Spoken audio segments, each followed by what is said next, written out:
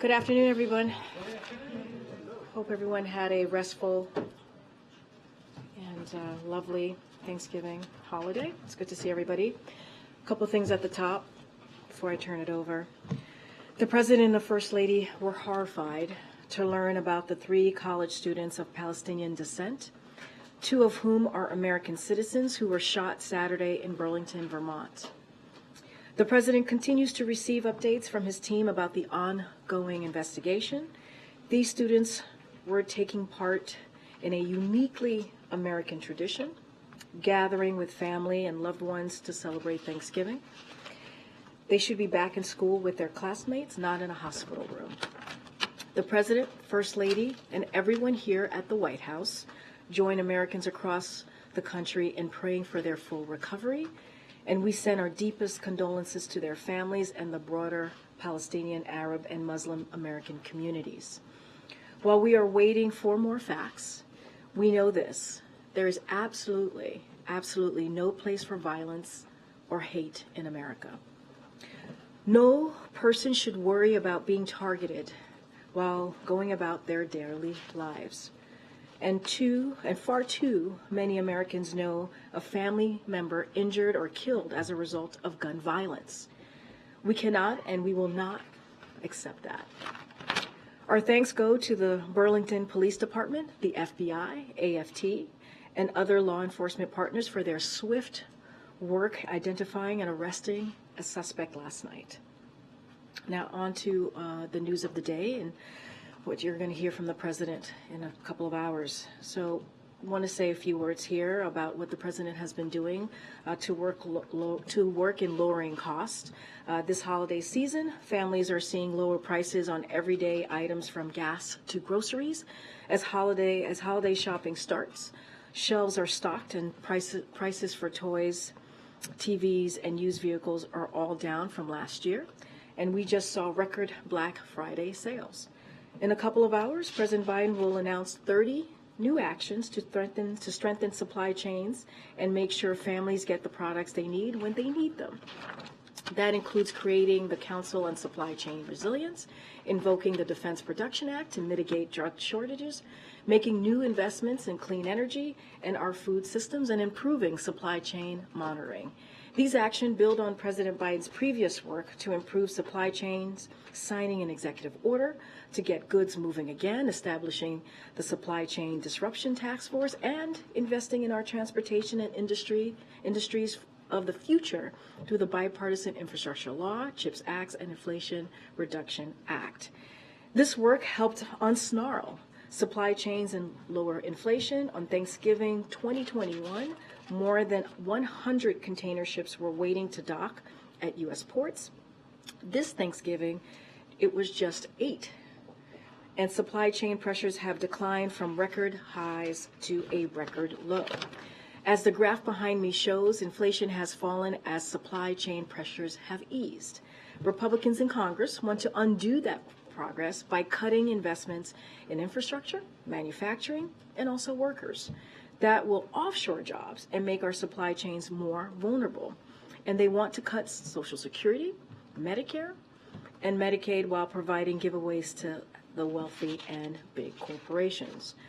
Now, the President won't let that happen. He's lowering costs for hardworking families, not for millionaires and billionaires. And finally, while we're talking about lowering costs for American people, I also want to highlight the President's work to bring down the cost of health care.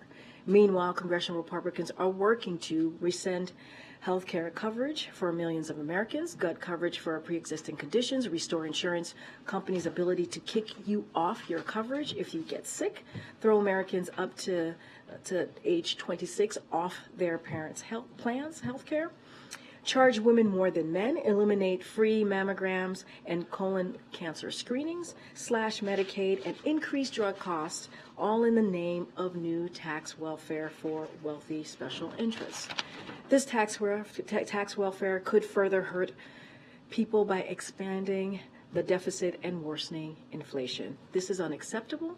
We will not stand for this. We need to be asking the wealthy to pay their fair share so we can invest in lower costs for hardworking families, not selling hardworking families out with higher cost, healthcare costs, so the wealthy can gain a new tax windfall. And with that, I have John Kirby here. The Admiral's here to give an update on what's happening in the Middle East and take any other foreign policy questions you may have. All right. Good afternoon, everybody. So just right at the top, of course, we welcome the announcement just a little bit ago, I think in the last hour or so, by Qatar, that the humanitarian pause in Gaza, now in its fourth day, will be extended for another 2 days through Thursday morning Israel time. This humanitarian pause has already brought a halt to the fighting, together with a surge of humanitarian assistance. Now, in order to extend the pause, Hamas has committed to releasing another 20 women and children over the next 2 days. We would, of course, hope to see the pause extended further, and that will depend upon Hamas continuing to release hostages. The president has been deeply engaged on this process throughout the Thanksgiving weekend. He spoke with the Emir of Qatar at a very critical moment to help resolve an impasse on the second day of the pause. And then yesterday he spoke with Prime Minister Netanyahu with a focus on working towards an extension of the pause, the extension that, quite frankly, we're seeing today. His team then worked on that overnight and through the morning. He was briefed this morning by the National Security Advisor, Jake Sullivan, on the ongoing talks to extend the pause. He and his entire national security team will obviously stay engaged on this over the coming days as we work to implement this extension of the original agreement, as well as efforts to extend the pause even from there. Just a quick update on the figures. As of the morning of November 26, 200 trucks were dispatched to the Rafah crossing, and 137 trucks of supplies were offloaded by the United Nations reception point in Gaza, making it the biggest humanitarian convoy received since the 7th of October. This brings the total number of trucks of aid and assistance, including fuel, to over 2,000 since the 21st of October. Our team has prioritized getting this much-needed relief into Gaza to alleviate the suffering of Palestinian civilians there. Of course, most of them have nothing to do with Hamas. And to date, we have assisted over 840 Americans and their families who have departed and sought the support of our team on the ground in Egypt. With that, take some questions. Thank you, Admiral. A few things here. The president called conditional aid for Israel a worthwhile thought. Is he actually considering conditioning aid or not? What he also said, right after acknowledging that it was a worthwhile thought, was that the approach he has chosen to take so far has produced results and outcomes. Many of them I just walked you through in my opening statement. So the approach that we're taking with Israel, and quite frankly with our partners in the region, is working. It's getting aid in to people that need it. It's getting a pause in the fighting. It's getting hostages out. It's getting Americans out. And quite frankly, we continue to urge and will continue to urge the Israelis as they conduct military operations to do so with the utmost care for innocent civilian life. The Democrats in his party who say we need to start conditioning aid going forward, what would he say? I think he would say exactly what he said to y'all yesterday when he got asked this question. It's a worthwhile thought, but the approach that I'm taking now is working. The approach that we're taking now is working. It's getting results. The increasing dangers to U.S. military personnel in the Gulf. I know you outlined in a series of appearances this morning what happened. But are we to continue seeing this sort of, let me put it this way, is that strategy of dealing with it as it happens going to continue to be the strategy? You've seen some say there should perhaps be a more robust response to these ongoing attacks, whether it's from Iranian-backed militias in Syria or Iraq, whether it's the Houthis. Is there any thought of changing up how that's done? I don't think we're going to get in the business of telegraphing our punches, Ed. We've responded forcefully against the threats to our forces in Iraq and Syria, and now our forces in the Gulf region, the Gulf of Oman, the Gulf of Aden, will continue to do that as appropriate. Is striking in Yemen still an option? Again, I'm not going to telegraph punches. We will take the steps appropriate to protect our troops and our forces in the Middle East region. I would add that the Mason is attached to the USS Eisenhower Carrier Strike Group, which the president dispatched to the region specifically to address the increase in the tensions.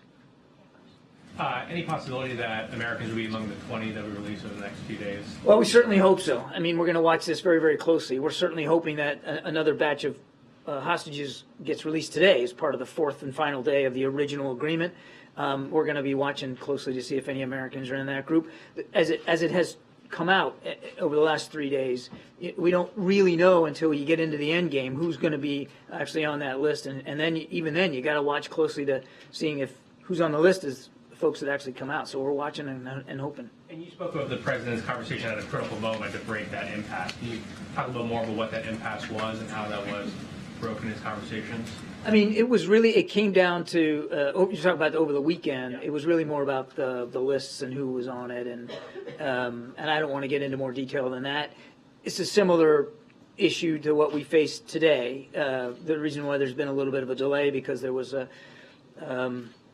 difference of a view, if you might, over the list, and the fact that mothers were not originally going to be allowed to come out with their children. Now, that's been resolved. So it really had to do with the who. And very, very quickly, the newly elected leader of Argentina says he's coming to the U.S., also to D.C. Any meetings scheduled with administration officials, with the president, with anybody else while he's here? Yes, President-elect Milei will be coming to Washington, D.C., largely to meet with the IMF and the World Bank over their fiscal and economic issues. But while he's here in town, he'll have a chance to meet with some National Security Council folks, including Jake Sullivan. No plans to meet with the president, right? No plans to meet with the president. The president will, as you think you know, be on travel in the middle of the week. Thank you. On the remaining Americans who are being held, do you have any more clarity on whether they're being held by Hamas or with one of these other terrorist groups? No.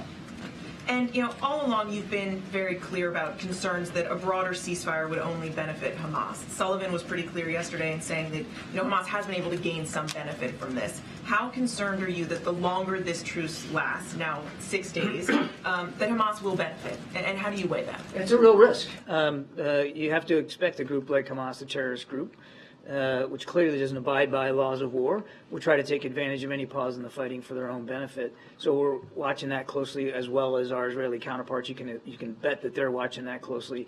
And I don't want to speak for the Israelis, but I mean this is a calculated risk that Prime Minister Netanyahu and his war cabinet are willing to take in order to get those hostages out. So it's a balance. And as you've also heard the Israelis say, that once the pauses are over, they intend to go right back at military operations. And when you say that Hamas has been able to get some benefit so far, is that restocking, resupplying? What does that benefit look like? I would just say that, without getting into intelligence issues, that any pause in the fighting could benefit your enemy in terms of time to refit, to rest your fighters, to rearm them, re-equip them.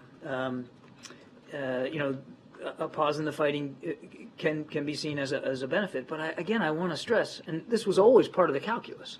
Any discussion of pauses was always part of the calculus that Hamas might try to benefit from it. But so too have the Israeli people benefited by the return of their loved ones and hostages. So too have the American people benefited now with little Abigail back with her family. So again, it's a balance. Again, I won't speak for the Israeli Defense Forces, but when these pauses are over, then they have made it very clear that they're going to continue to target Hamas leadership. John, how many Americans are still being held hostage, and do you have proof of life? We think the number is, it's less than 10, probably in the neighborhood of, about 8 to 9. But we don't necessarily have firm, solid information on each and every one of them. And why haven't the 2 American women who are with Abigail, what happened with that? Why haven't they been released?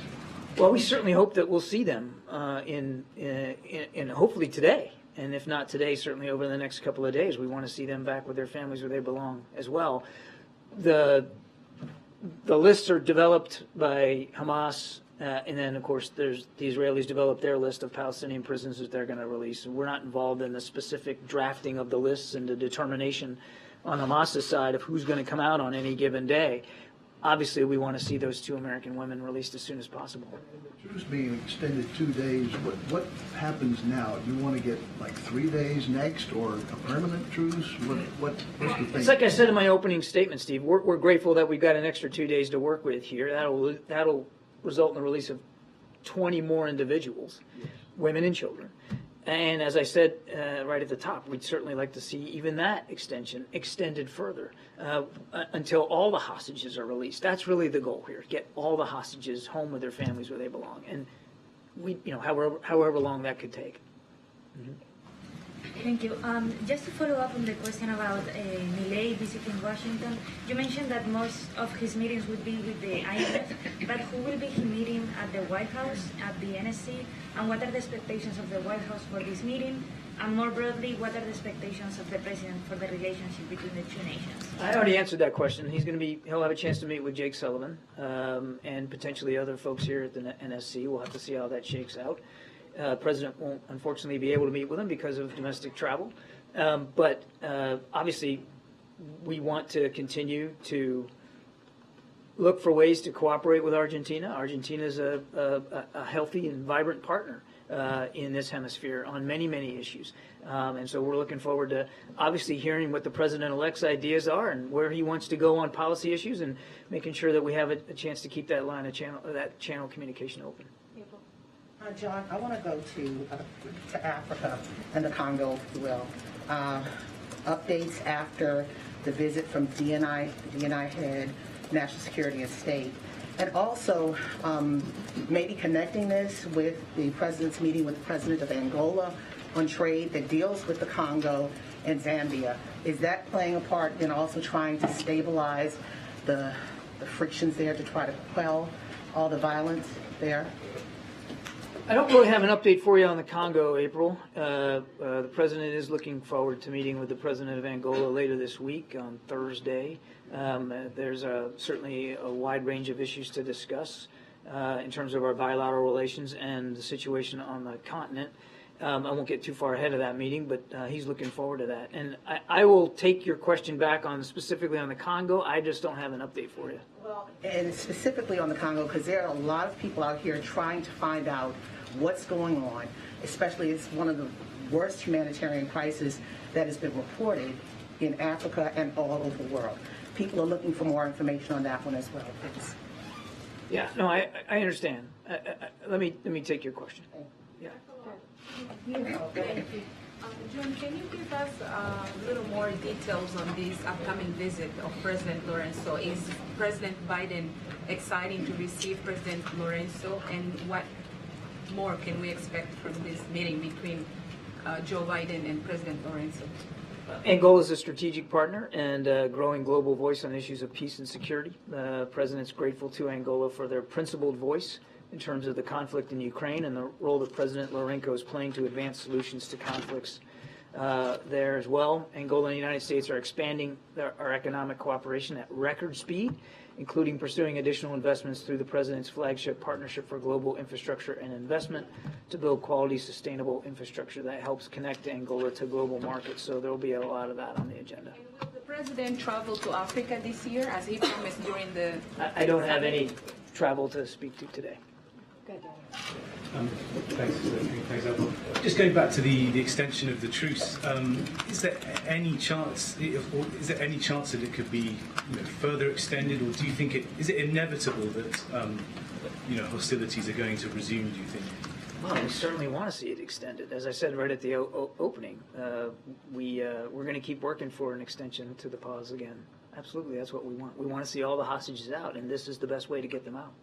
Do you think there's any chance that Israel may decide not to? There's any chance that they may halt the offensive, that they're offensive, or? The Israelis have been pretty clear that once the pauses are complete and the hostage exchanges are over, that they intend to continue their military operations against Hamas. John, what has the U.S. learned about how the now returned hostages were treated in captivity? I don't know that we have a lot of specific information about all of them. Remember, Abigail's the only American citizen of the ones that have been released. I think they're all, the main priority is to get them the medical care that they need. We have to assume that they have medical needs, all of them in some form or fashion. And then getting a chance to get reunited with their families. And then I think at some point, Israeli officials will start to ask them about information about their captivity and but I would leave it to these individuals and the Israeli government to speak to what that looked like. I think it's a safe assumption. I mean, they were taken against their will and in violent circumstances, that this had to have been a harrowing experience for them. We also have to assume that the conditions in which they were being held were obviously less than ideal, given what Hamas has proven capable of doing. But I just don't have a whole lot of specific information on each and every one. I think it's important to also remember that Hamas likely doesn't hold each and every one. And so being held by Hamas, probably they had hostages in more than one location.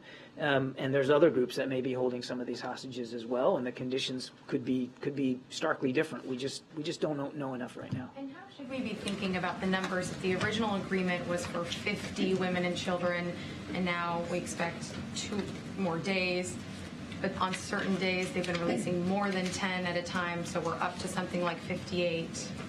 Well, right. I mean, remember, you had 50 plus coming out was the original deal. It wasn't just, I think it was a little bit more than 50 was they agreed to. And if you got 4 days to do that, you're going to have to do more than 10 per day to do it. And so we're hoping for a list today that will have somewhere in the neighborhood of about 13 is what we're hoping for today. So that's just basic math, trying to do 50 in 4 days. The extension is for an additional 20 over 2 days. And so we'll see how that shakes out. And then finally, what does the 2-day extension mean for getting more aid into Gaza, and what will the U.S. be able to help facilitate in terms of those 48 hours? It's a great question. With every single day, and this is the part of this hostage deal that probably doesn't get as much attention as it deserves, it has allowed for a surge of humanitarian assistance into Gaza. I just gave you the numbers today, 200 trucks just today. And that brings, again, since the 21st, it gives a total over 2,000, including fuel. And that's not insignificant. That fuel is now getting in tens of thousands of gallons per day. So another 2 days, I mean, my goodness, that gives you the chance for dozens more trucks and tens of thousands of more gallons of fuel that can get into Gaza to people in need. So we're going to take advantage of every hour of every day that there's a pause to try to help the people of Gaza. Thanks, John. Can you talk a little bit about how the president's involvement in all this has impacted other priorities? Thinking about COP28, reports that he's not going. Would he have gone had he not been needing to deal with this? Well, I've seen some press reporting on that. I don't have anything to speak to with respect to travel to COP. Look, yes, the president has been very much focused on the conflict between Israel and Hamas over the last month or so, clearly. I mean, well, more than a month. Obviously. And as I said in my opening statement, he was working the phones over the course of Thanksgiving weekend. And I suspect that he'll continue to work the phones in coming days, without question. But at the same time, he's also working across a range of issues. I mean, Karine just laid out for you what he's doing on the economic front here at home. And in the middle of meeting with President Xi in San Francisco, he was also calling the Emir of Qatar and Prime Minister Netanyahu, but didn't stop him from dealing with issues of Indo-Pacific security. He's the commander-in-chief, which means he has global responsibilities, and the president is more than capable of handling them on any given day. May I also ask how the concerns here domestically, the calls for a ceasefire, the anger about violence, has impacted the president's discussions these last few days? And also, like, how does he hope, and how does the administration hope, the pause and the extra trucks that are coming in that you're talking about, does he hope that will quell some of the anger? Does the administration hope that will quell the anger, ease some of the pain that the country is feeling? The president understands that there's strong feelings here on multiple sides. He understands that. He respects that. That there's strong feelings. He also believes, right down to his core, that the approach we've been taking has been getting results. It has helped enable Israel to deal with what is, quite frankly, a genocidal threat to their existence by Hamas, by giving them some additional security assistance and, quite frankly, sharing with them our perspectives and advice and counsel on the conduct of military operations, to do so in a way that is as careful and deliberate as possible, obviously with the acknowledgement that these are their operations to plan and execute and speak to. At the same time, he has literally personally led, an incredible surge of humanitarian assistance. No other nation but the United States, and no other leader but Joe Biden has done as much. Now, I say that with full acknowledgement that we couldn't have done this without the assistance of partners, the Emir of Qatar, Prime Minister Netanyahu, and President Sisi of Egypt, and King Abdullah of Jordan. A lot of help on the ground. I don't mean to discount that, but the president has been in a personal leadership role here in terms of getting humanitarian assistance in. And we have been able to get now much more over the last few days than we were even in the last couple of weeks, as well as the removal of individuals out of Gaza and out of harm's way. 850 Americans, as well as hundreds of others from other countries, and of course all these hostages that we're now seeing. All of that is the result of a lot of personal leadership and involvement and engagement by President Biden. No question about that. I mean, even the Prime Minister's office said as recently as today how critical President Biden's leadership has been. So as long as our approach is getting results, I think you can expect that the president's going to continue to follow that approach. In his conversations with his counterparts, has the president received any reassurances that the 2 American women will be released today, and if not today, in the next 2 days? We hope that they will be released today, but we won't know until we see the list and we see who actually comes across. We want to get them released right away. When do you expect to see the list, and are there any holdups that you are still working through now? I'm not aware of any other additional holdups now that the one sticking point was whether 2 mothers could come out with their children. It looks like that has been resolved, and they will be. I mean, my goodness, we're talking about letting little kids go without their moms. So that got resolved, and that's a good thing.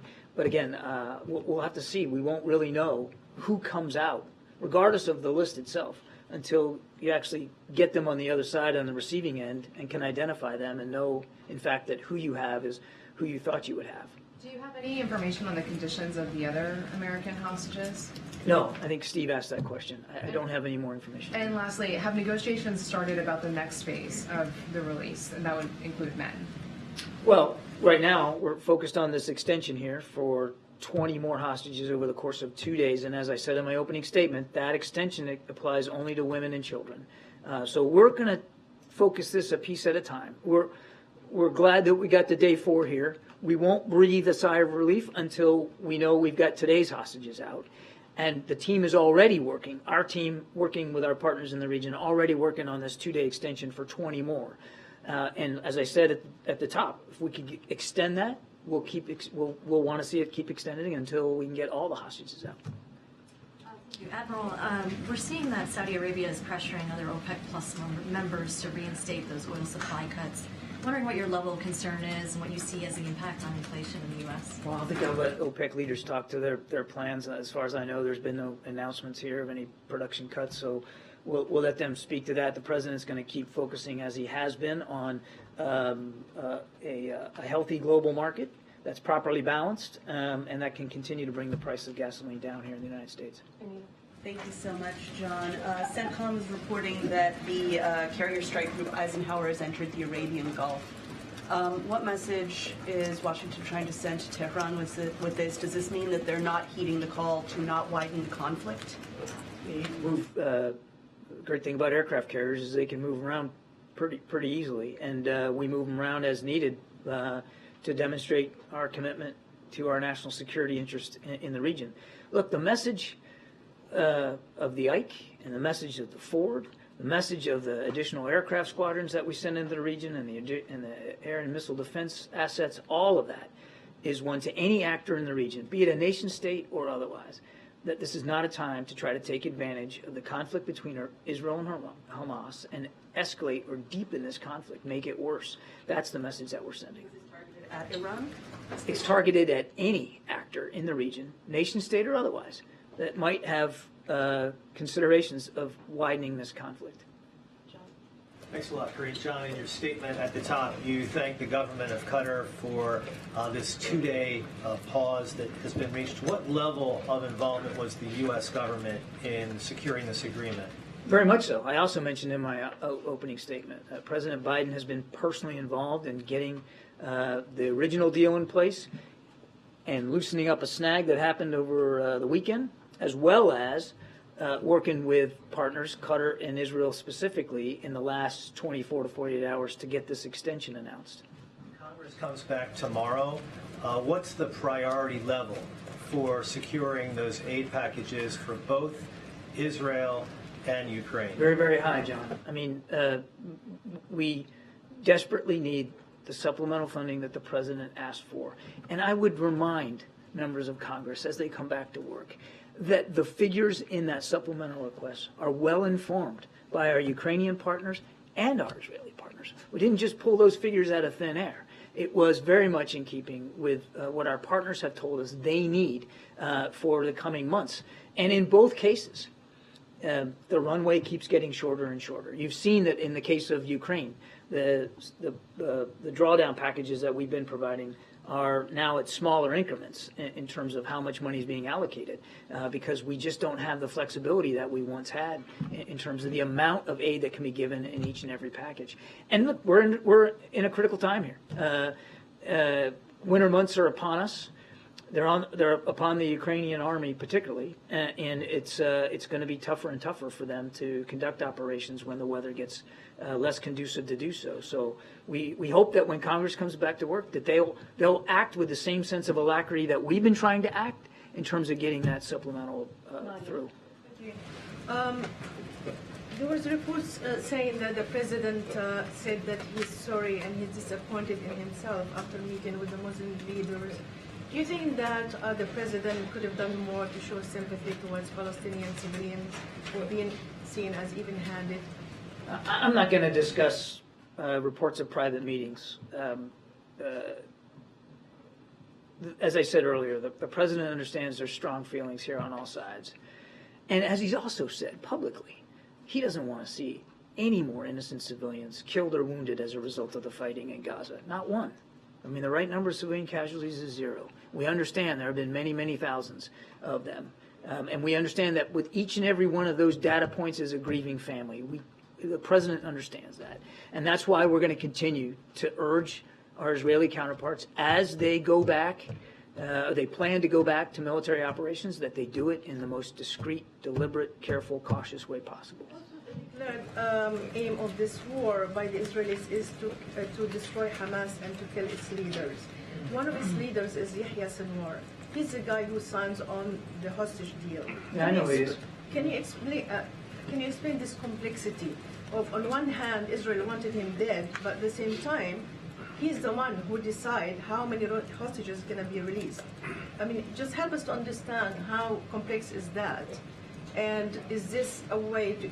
Is this like a strategy to keep from Hamas to keep on releasing less hostages on the hope that he won't be targeted or will be? You're asking me to kind of get into the psychology of Hamas, and I'm just not going to do that. What I can tell you is that the Israelis have a right and a responsibility to go after this threat posed by Hamas, and certainly as a part of doing that, to go after their leadership, which they have done. And they have talked about the leadership that they have been able to take off the battlefield of Hamas. It's a strategy that we executed ourselves against ISIS and against Al-Qaeda. There's a logic to going after the leadership of a network. But in the meantime, there are Hamas political leaders that Qatar has connections with and communications with that they are working with to secure the release of these hostages. Thanks, Karine. Just to follow up on the worthwhile thought remark that the president made, I understand he also said he's standing by his approach, but was he saying that he's open to conditioning aid in the future as well, given that this is something he described in that way? I'm not going to get ahead of the president on this. I think he was very clear. Yes, it's a worthwhile thought. He acknowledged that.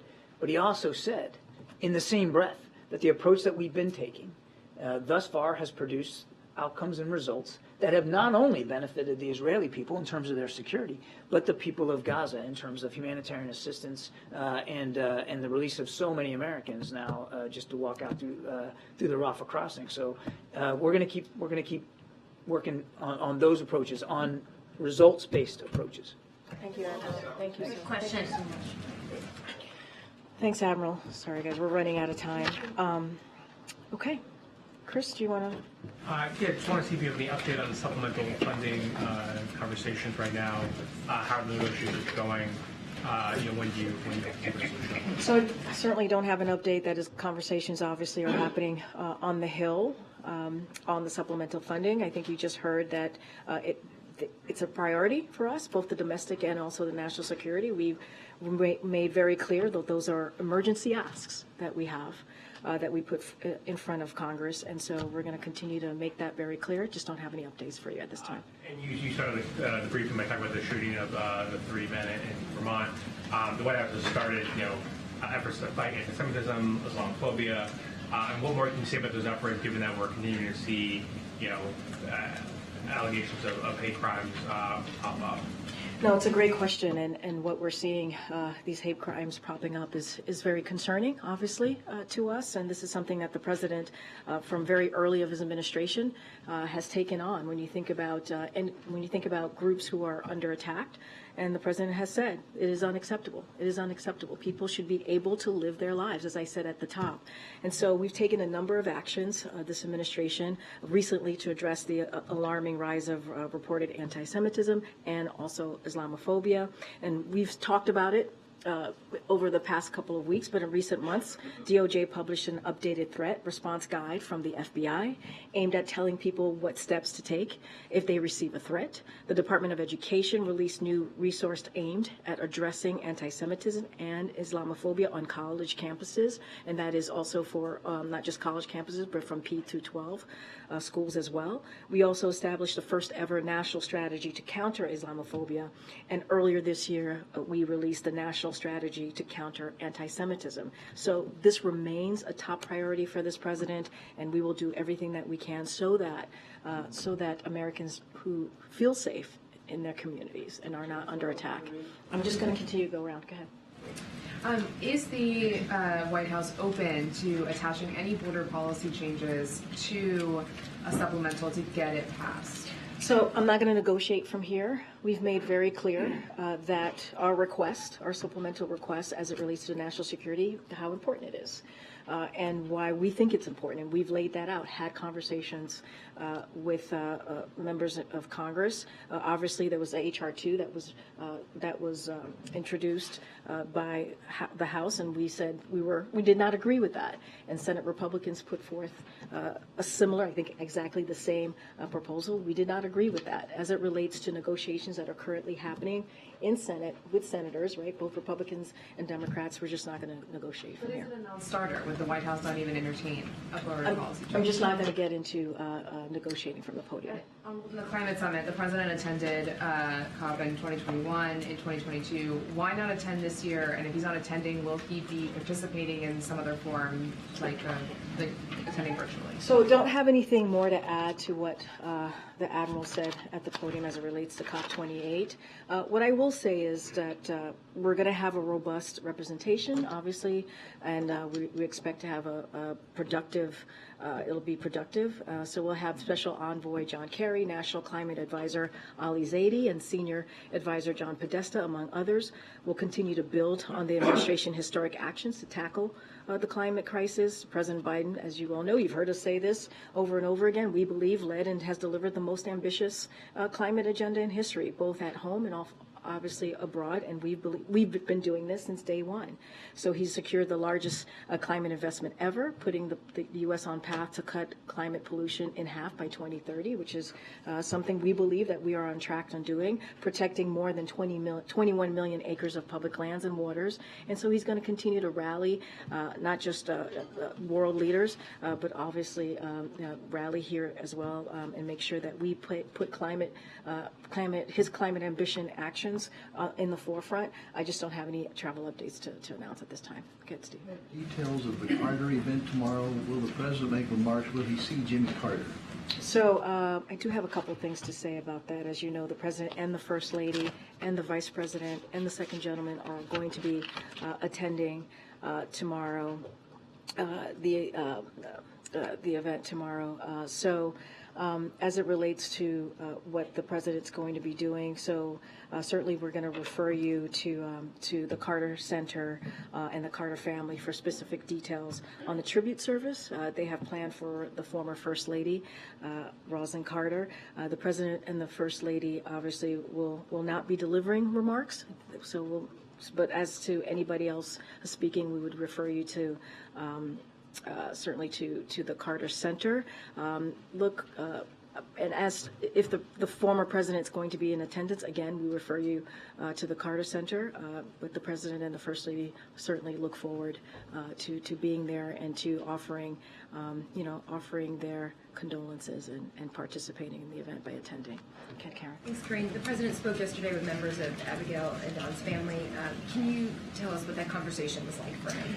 So look, you heard from my NSC colleague, the Admiral, about, and you heard from the President. You heard from the President yesterday speak to the importance of getting Abigail home. As you know, she celebrated her 4th birthday while she was in captivity, and how important he believed it was to get her home, but also the American hostages who are being held, and also American hostages who are being held more broadly globally. And you've seen the President's commitment to that since day one. I'm not going to get into private conversations from here. I think the family, her family have done interviews, and there's been some pretty emotional quotes from the family. Just not going to get into that, but it is the President's priority. It is incredibly important for the President to get these Americans home. And what is the communication like right now between the White House or the administration and the families of the other Americans who are being held hostage? You know, the President had that conversation weeks ago.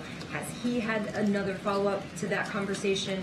Is it daily between senior officials? What's that like? I don't have a rhythm to call out of the amount of times that my colleagues at NSC or the State Department have had conversations with the families of the hostages. Obviously, we've I think the last time Jake Sullivan was here, he spoke to it. Obviously, you heard the President. We've read out the President's calls. I just don't have anything to share at this time on any additional conversations. But again, it is the President's priority to get home the hostages, especially obviously the American hostages, which is why these pauses have been so important to get humanitarian aid in, obviously, to the people of Gaza, but also making sure that these hostages go back to their families and friends who love them dearly and are missing them. Okay. Karine, the supply chain announcements today are rooted in all the issues that came up back in 2020, 2021, when a lot of it was rooted in shipping and holiday shopping and whatnot. I'm curious, does the President or First Lady do any online shopping? Have they had any, no, seriously, have they had any personal experience with the frustrations that American consumers across the country felt in recent years? So, agree. There's been some frustrations that obviously that the American consumers have felt recently, which is why we took those actions. You just listed them out, and they've been beneficial. I've talked about the containers where we were 2 years ago, where 100 containers were declined, and now we're at 8. Right? I talked about October 2021, as you just mentioned, to October 23, and how supply chain pressures, how much they hurt the economy, which is why the President continues to make these announcements. This is what you're going to hear from the President at 2 o'clock. Look, I can't speak to the President or the First Lady's shopping strategy, how they go about it, but they understand what Americans are feeling. That's why we keep talking about lowering costs. That's why we're talking about something that's so important, like supply chain, as it affects the economy. But look, what we believe is the President's action, what he's taken, the actions that he's taken has worked. And we see that with the holiday season, right, with families and how we've seen lower prices coming down. So no word if he's shopping. Well, I could say this. For Commander. Well, I could say this. You saw the President on Saturday, right, on Friday, small business, but how important it is, right? Shopping for making sure that, small businesses are an important part of the economy. And you saw the President, the First Lady, and his family making sure that they were visiting small business on going into the holidays. And I suspect if we polled the room, many of us would probably ask some version of the following question. Okay. Given the President's sagging poll numbers and the fact that he is currently placing behind any Republican opponent. Has there been any talk in this White House about a change in strategy or staffing going forward in reflection of those numbers to continue to show him underwater? No. And there was also a call out in recent weeks to staff, to senior officials, that if you want to go by the end of the year, go. Otherwise, you're here for the duration of the rest of the term. Should we be anticipating any departures of either cabinet officials or other senior officials? Look, I can't speak to people's personal decisions. We don't have anything to announce at this time. And, we're going to continue to do the work that the president set out to do. And we just talked about supply chains. We just talked about the economy. We've been talking about the president's leadership globally, especially in the Middle East. That's what we're here to do and focus on. That's what I'm here to do, to focus on. I just can't speak to people's decisions. Karine, I had an in-depth conversation with Stevie Wonder last night, who is... I love Stevie Wonder.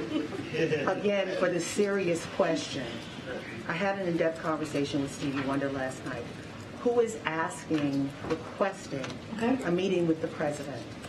He's very concerned about the black agenda falling along the wayside and issues like laws of 50 years ago that are now being abolished or gutted, to include issues like the Voting Rights Act, what happened in Arkansas last week, affirmative action, Supreme Court, as we've seen it, ban on books, and he's also even brought up issues of the Congo and the lack of information from the White House. Is the White House amenable to sitting down with Stevie Wonder, who has met with presidents throughout history, to include Ronald Reagan? He was one of the major impetus for getting the holiday for Dr. Martin Luther King Jr. And also, he was one of those who worked with President Obama in his efforts to become president. Is this president amenable to meeting with Stevie Wonder, who has these concerns? And you're right, April. What you just laid out in your question is incredibly important. And so we take that very, very seriously here. Can I just say a couple things about Stevie Wonder? He is indeed an icon who's made tremendous contributions to the civil rights movement and also voting rights. And as you just listed out, he was one of the main voices in getting Dr. Martin Luther King Day. And we appreciate that. We appreciate his brilliance, and we appreciate what he's been able to do on behalf of the community. So I can't, as far as a meeting with the president, certainly I'm not aware of any meetings with Mr. Wonder or any scheduled meetings, and I don't have anything to announce, obviously, at this time. But I also want to say that on the president's first day in this administration, he has taken this very seriously as it relates to what we're seeing, right, as it relates to racial inequality. He called it one of the four major crises that we have to deal with as a country when he stepped into office. And one of the things that and I know you've covered this very closely, he signed an executive order to initiate a whole of government approach to implementing his equity agenda. And a couple of things that he did. He worked to protect the right to vote through executive actions and continued to calls for legislation. Took executive actions on police reform when congressional Republicans would not sign the George Floyd Justice Policing Act. And so he's taken actions to make sure that we are protecting the right to vote. He spoke to the affirmative action, what we saw SCOTUS do, and he spoke to that, and he said, and I'll quote, "We should never allow the country to walk away from the dream upon which it was founded. The opportunity is for everyone, not just a few." And he stands by those words. Follow up on that. Yeah, sure. But Stevie Wonder is not alone in this thought. Obviously, yeah. Yeah, he's not alone in this thought. He's very upset. And he's even looking at this issue of courting black males. I mean, he just wants to have a conversation with is the president amenable, as he is a leader, as he has met with other presidents on major issues of rights, humanitarian rights, as well as civil rights. And look, you're right. It's not just an issue that Mr. Stevie Wonder has, right? As you know, we've met with civil rights leaders multiple times, the president himself, the vice president as well, and have sat in rooms listening to them and listening to their concerns, and also taking in their feedback. So we've taken this very seriously, very seriously. That's why we've taken the actions that we've had throughout the past almost 3 years in this administration. That's why we're going to continue to be vocal about the importance of making sure that we keep a door of opportunity for communities. That's why when you think about his economy, what he's put forth forth on his agenda and policy. When you think about all the policies that he's put forth, there's always been equity at the center of that. So this is something he takes seriously. Again, I don't have anything to share about a meeting with Mr. Stevie Wonder, but obviously this is something that both the president, the vice president, and also the first lady takes incredibly seriously. And you see that. You see that in the actions that we have taken, whether it's policy actions, whether it's speaking out and speaking up about what we're seeing from Republicans, extreme Republicans on the other side of Pennsylvania Avenue, and what they are trying to do in taking away voting rights, or what we've seen from the Supreme Court justice in taking away certainly affirmative action, which we think is incredibly important. And we're going to continue to speak to that. Seriously. Thanks, Karine. On lowering prices, you said earlier that the actions the president has taken have worked. So is it your sense that when people were home for Thanksgiving, catching up with their family members, they were saying to each other, can you believe how much more affordable things have gotten? So honestly, I wouldn't, I hear the question, but I want to make sure this is very clear. We take that very seriously. We take what families, the decisions that they make at their kitchen table, whether it's during Thanksgiving or whether it is every month as they're trying to make hard decisions about how they move forward with taking care of their family. We take that very seriously. It's not a joke to us. It is important to us. This is the president who talks about it in a very personal way when he talks about what families have to go through, working families, middle-class families, and that's why he's taking actions that he has. And so, look, the fact is, the data shows that the economy is improving. The data shows that households remain in a strong financial position. Household wealth is at a record high, with lower income households seeing the largest gain since the pandemic. Those are indeed what we're seeing. But we don't take lightly. We do not take lightly what Americans and families continue to feel. That's why the president at 2 o'clock is going to talk about what the actions that he's taking to continue to lower costs. But why do you think it is that when you say the economy is improving and President Biden says the economy is improving, that a majority of Americans outside of this building are not buying it? So here's the thing. When we walked into this administration, the economy was on a tailspin. That is the fact. Because of the last administration, because of the Trump administration, because of how they dealt with COVID and the pandemic, because they didn't have a comprehensive plan. The president came in, he passed the American Rescue Plan, which was able to get the economy back on its feet, which was able to open up small businesses were able to open up, schools were able to open up, and we understand what Americans have been feeling over the last 2-3 years. It's going to take some time. We get that. It's going to take some time, but it does not take away how we have seen the economy getting back on its feet. We actually had to fix the problem that we saw that the last administration left us. But almost 3 years in office, inflation is up over 17% since President Biden came here. And you're saying that's still Trump's fault. Inflation is moderating because of the actions that this president has taken. Because prices are going up slower, they're still high. It's going down. The prices are going down. If you look at where, for a perfect example, I mean, I just talked about last week how turkey prices, the cost for turkeys is going down, the cost for eggs is going down because of the actions that were taken. I just talked about supply chain and how that affects the economy, and that's because of the president's action that he's taken. And if you think about gas prices, it's down by $1.70 since its peak, because of the actions that this president has taken. So we understand that people are still not feeling it. We get that. But doesn't mean that we're not going to continue to talk about it. Doesn't mean that the president at 2 o'clock is not going to talk about how he's lowering costs, right? And let's not forget what Republicans are doing on the other side of again, Pennsylvania Avenue.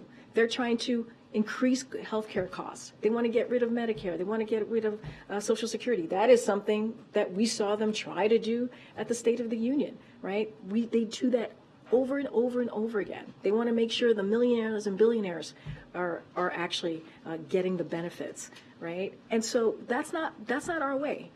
Our way is to build the middle class from the bottom up, middle out, and the president believes in that. He talks about it. You're going to hear him talk about it in about an hour, and that's going to be our focus. I think I get to take one more. Go ahead, Brian.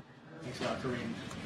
Has the president personally been involved today in these negotiations with the release of the hostages, this sticking point over having mothers released with their children? Has the president been personally involved today? So, as you heard from the admiral, the president certainly has been kept aware. He's put in a very much a personal focus on this, on these on the pause that we're seeing. The pause that obviously the first kind of deal of the pause is ending today. Now they're going to see another 2 days, as you heard from my colleague, and this is very personal for this president. He's been very much engaged. You've seen us read out conversations that he's had. Right, with leaders in the region, whether it's Egypt, Jordan, and others, obviously including the Prime Minister of Israel. And so the president has been incredibly involved in this. He was certainly briefed by his National Security Advisor, Jake Sullivan, this morning, as the Admiral stated. And so, look, we've always been very clear. When it comes to American hostages being held, wrongfully detained, we take that very seriously. We want to make sure folks are going home to their families. That is important to this president. Families who are suffering, families who are wondering when their loved ones are coming home. And let's not forget getting that all-important humanitarian aid into Gaza for the people of Gaza who need that. So that is going to be continue to be the focus of this president. All right, thanks everybody. Hopefully I'll see you on the road. Thanks, Karine. Bye.